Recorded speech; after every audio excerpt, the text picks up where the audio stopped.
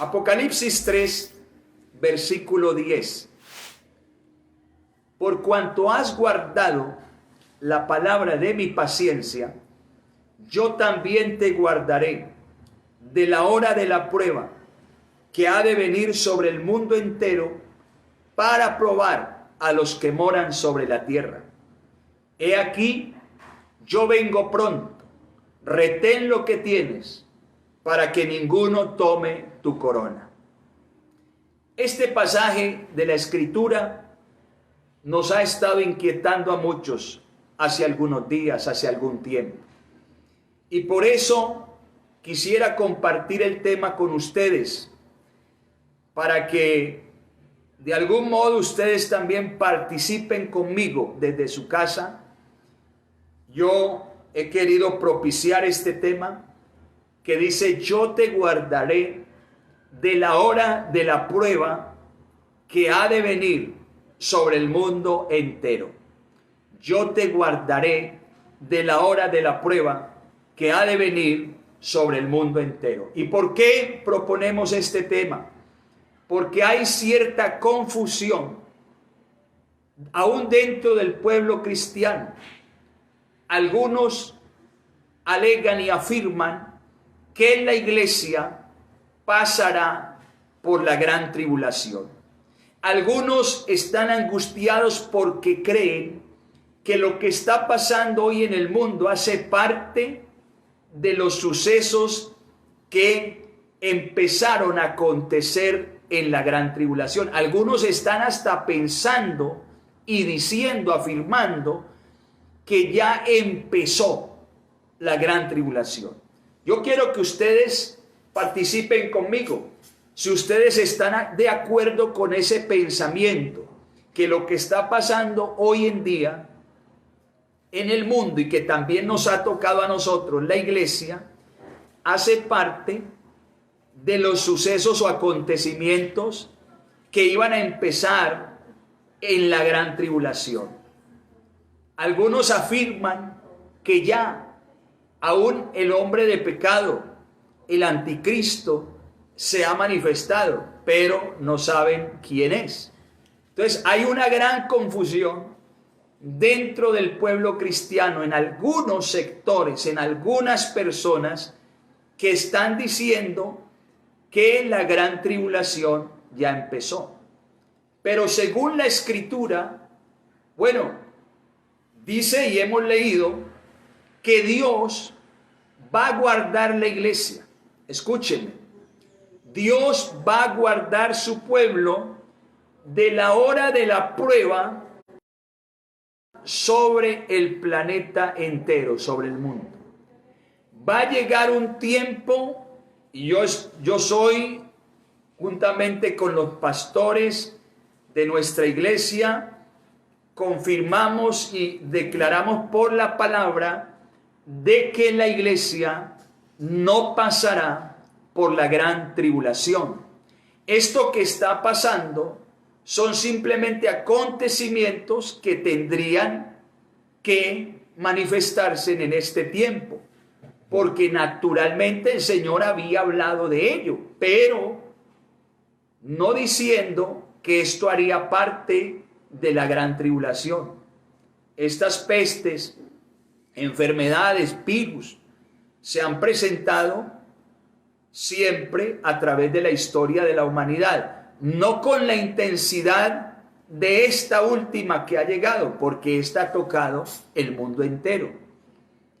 Y como tenemos los medios tecnológicos y ha avanzado la ciencia de esa manera y la comunicación es tan vertiginosa y tan rápida, estas noticias se han propagado por todos los rincones de la tierra y es por eso que hay una angustia mayor. Simplemente, hermanos y hermanas, amigos y amigas, quiero decirles esto hace parte de lo que el Señor de algún modo dijo era o es principio de dolores, de lo que iba a empezar a suceder, de las señales que se iban a presentar, pero que no hacían parte o que no hacen parte de lo que la Biblia llama como la gran tribulación. Aquí dice muy claro el Señor. Hay una referencia importante a una iglesia que el apóstol Juan le escribe de parte de Dios, y esa es la iglesia de Filadelfia. El Señor le dice a Juan: escribe al ángel de la iglesia de Filadelfia. Esto dice el santo, el verdadero, el que tiene la llave de David, el que abre y ninguno cierra, y cierra y ninguno abre. Quiero hacer un recuento histórico de Filadelfia. La palabra Filadelfia significa amor fraternal, amor fraternal. Filadelfia fue una ciudad de Asia Menor, fundada en el siglo II antes de Cristo, y la fundó un rey llamado Eumenes, rey de Pérgamo, quien le dio el nombre de Filadelfia, y como lo dije anteriormente, significa amor fraternal. Estaba ubicada en un extremo del valle del lado del río Cogamis, que desemboca en el mar cerca a Esmirna, en el umbral de una meseta muy fértil, fuente de mucha prosperidad. Allí vivían también un pueblo autóctono del interior de Lidia. De allí que aquí en el mismo capítulo 3, en el verso 8, el Señor dice que ha puesto delante de esta iglesia una puerta abierta. Lidia era una ciudad de puertas abiertas. Así que la región era sacudida por fuertes terremotos. El más violento fue en el año 17 después de Cristo y destruyó a la ciudad de Filadelfia.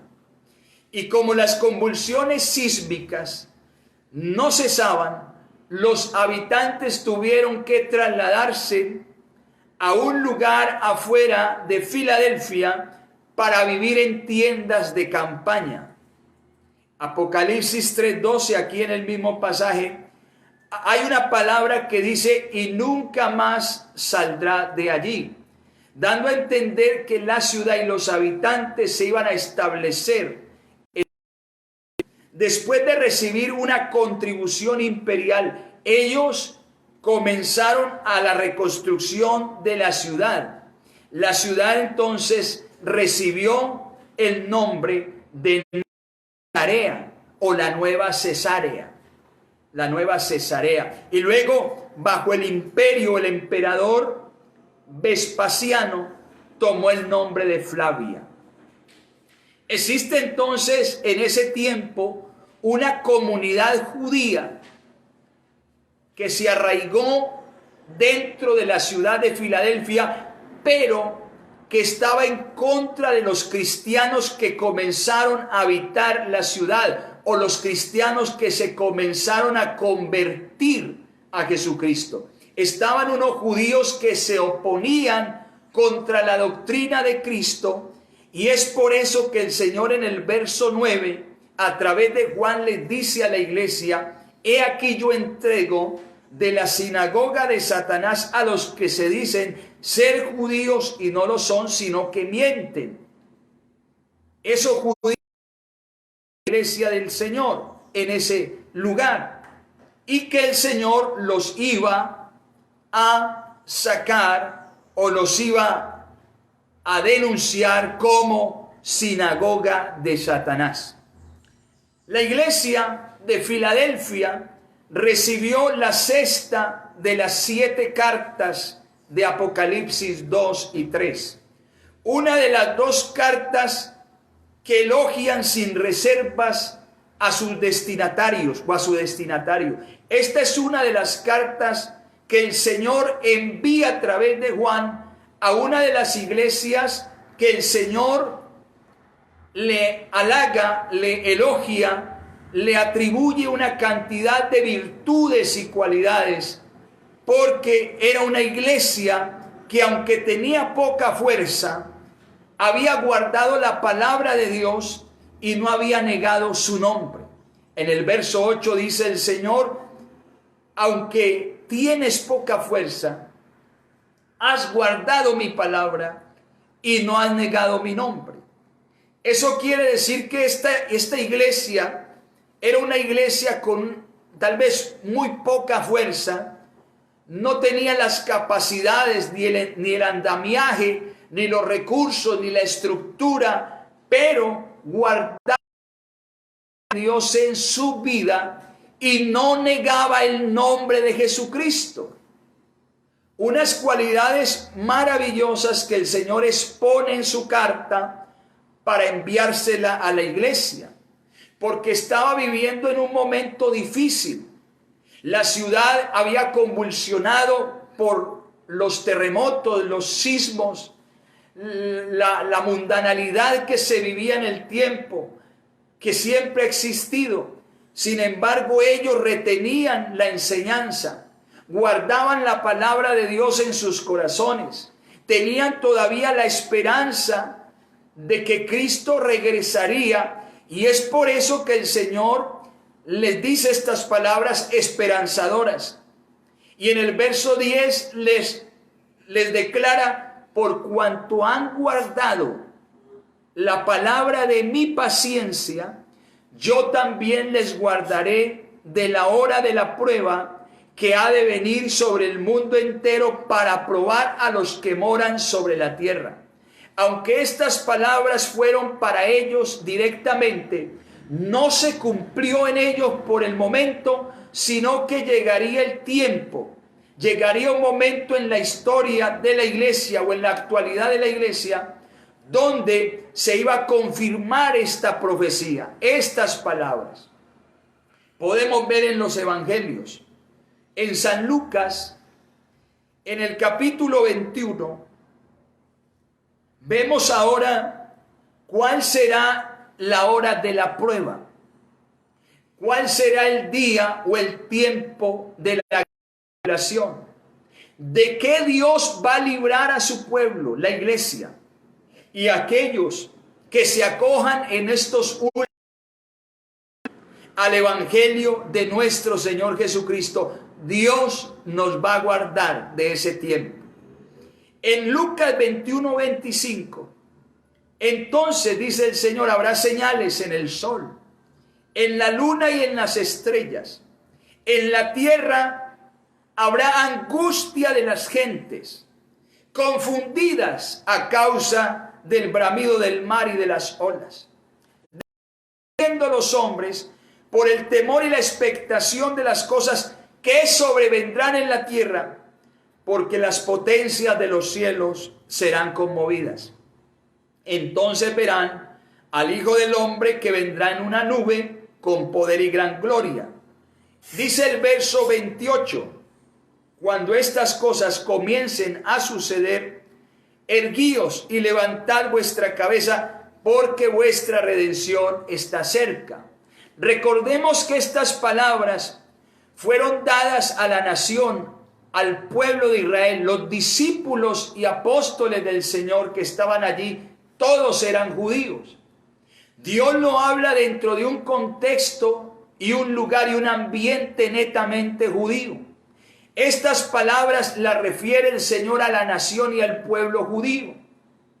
No son para la iglesia. Cuando el Señor está pronunciando estas cosas, se las está declarando al pueblo judío. Cuando comiencen a suceder estas cosas, erguíos y levantad vuestra cabeza, porque vuestra redención está cerca.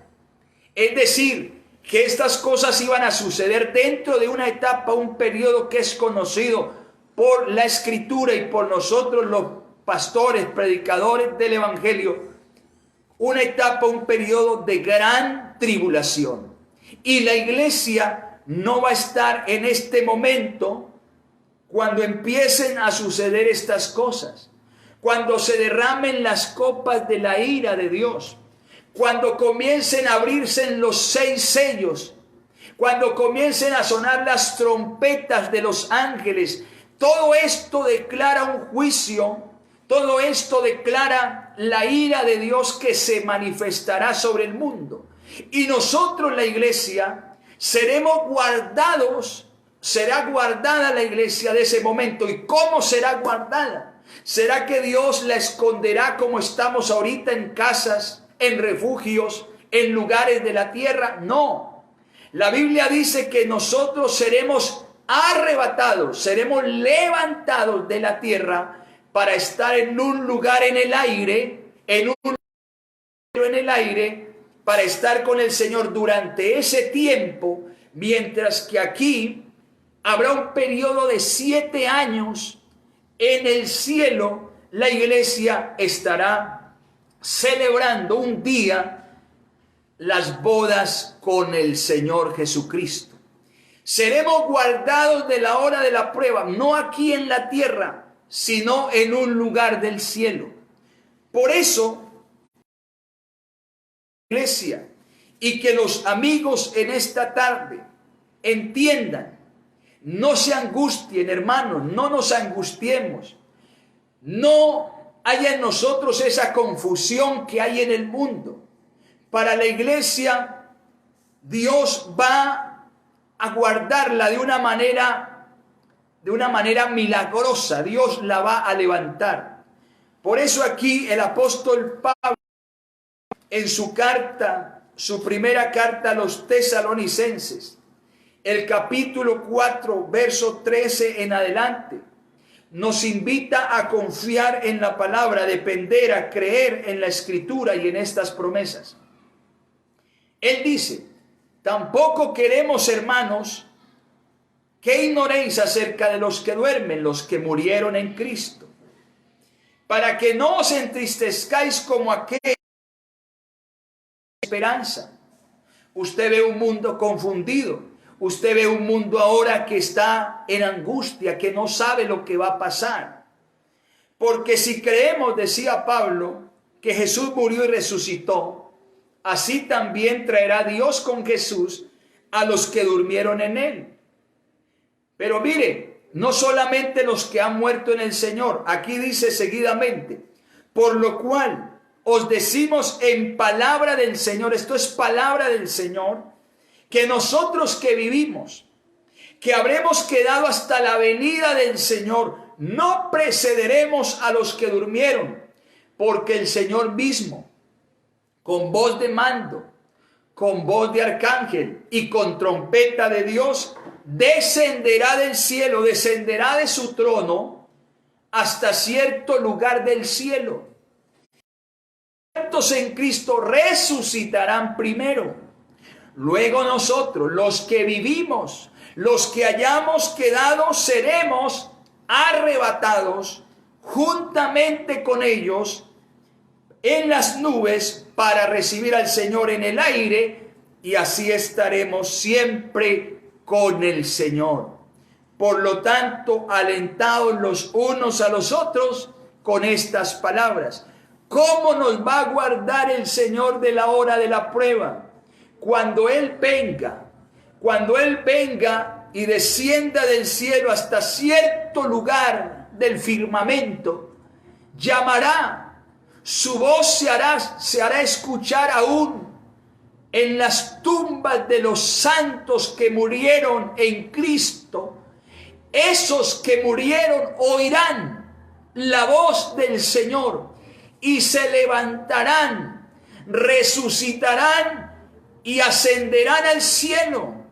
Luego los que vivamos para ese momento, antes de comenzar el periodo de la gran tribulación, antes de que se susciten los acontecimientos descritos para el gran día de la prueba en la tierra, entonces el Señor a la iglesia, los que estemos vivos juntamente con los que durmieron, seremos arrebatados por el Señor en las nubes para estar con Él para siempre. Por eso el Señor nos dice que nos alentemos, que nos animemos los unos a los otros con estas palabras. Dios va a guardar la iglesia. La iglesia no va a pasar por el periodo de la gran tribulación, como algunos lo aseguran, que la iglesia, y confunden la profecía, y confunden las palabras que fueron dadas por el Señor a Israel. Los israelitas, los discípulos de ese tiempo le estaban preguntando al Señor, ¿cuándo serán estas cosas? ¿Y qué señal habrá de tu venida y del fin del siglo? Cuando habla del fin del siglo, está hablando del fin de ese tiempo, de ese periodo. Y el Señor les dice y hace una lista de sucesos que acontecerán. Habrán falsos profetas y falsos cristos, violencia, guerras y rumores de guerras, terremotos y pestes y hambres en diferentes lugares. Pero esto será, dice el Señor, comenzará a suceder. ¿Cuándo? Para Israel, para que el pueblo, la nación de Israel esté atento a estos acontecimientos. Y cuando comiencen a suceder, el Señor les dice, entonces dos estarán en un lugar, el uno será tomado y el otro dejado. Dos estarán en un molino, el uno será tomado y el otro dejado. Ay de las que estén encinta para ese tiempo. Cuando veáis la abominación desoladora, entonces corred al monte. La abominación desoladora habla del hombre de pecado, del anticristo, se manifestará. Y entonces Jesús les está hablando a la nación de Israel. Cuando vean estas cosas, erguíos, levantad vuestras cabezas, porque vuestra salvación, vuestra redención está cerca. Les está hablando al pueblo judío. Lo que pasa es que muchas veces la iglesia ha confundido. Algunos predicadores han enseñado que esto es para la iglesia. Hay cosas que no tocan a la iglesia, porque ya estas cosas que el Señor está hablando, se les está hablando a Israel, y la iglesia ya no va a estar en ese momento para que esos sucesos comiencen a suscitarse en el mundo. Quiero decirle a todos ustedes, hermanos, amigos, los que se han conectado finalmente, estamos aquí en un tema importante, interesante. Cristo prometió a la iglesia: yo te guardaré de la hora de la prueba que ha de venir sobre el mundo entero. Por cuanto has guardado la palabra de mi paciencia, yo también te guardaré de la hora de la prueba que ha de venir sobre el mundo entero. Por eso, en esta tarde, hermanos y amigos, esta es una promesa de parte del Señor. No nos angustiemos por lo que está pasando. No nos preocupemos tanto. La Biblia dice que sean conocidas nuestras peticiones. Si hay preocupación, si hay angustia, si hay algún temor, algún miedo, si hay algo de eso, coloquemos todo esto a través de la oración en la presencia del Señor. Y vamos a ver cómo Dios nos va a dar tranquilidad, cómo Dios nos va a dar paz. Dios nos va a dar alegría, nos va a dar esperanza, nos va a dar confianza, nos va a dar gozo. En medio de la tribulación de este momento, de la prueba de este momento, que no es la gran tribulación, que no es la gran prueba que vendrá, sino que son acontecimientos que naturalmente están sucediendo, entonces Dios nos va a otorgar a nosotros, en vez de angustia, nos va a dar esperanza. En vez de preocupación, nos va a dar confianza. En vez de tristeza, nos va a dar alegría. Todas estas cosas provienen del Señor. Por eso hay que colocar todas nuestras ansiedades, todas nuestras cargas, todas nuestras preocupaciones a los pies del Señor a través de la oración. Hermano y amigo, en esta tarde no se deje confundir. Lo que está pasando es algo que tenía que pasar. Y vendrán cosas que no sabemos para el mundo cuándo sucederán, pero Dios nos guardará de la hora de la prueba. Dios nos guardará de la gran tribulación. La iglesia no pasará por el periodo de la gran tribulación. La iglesia será guardada del periodo de la gran tribulación. Bueno, vamos a mirar la hora, 3:40.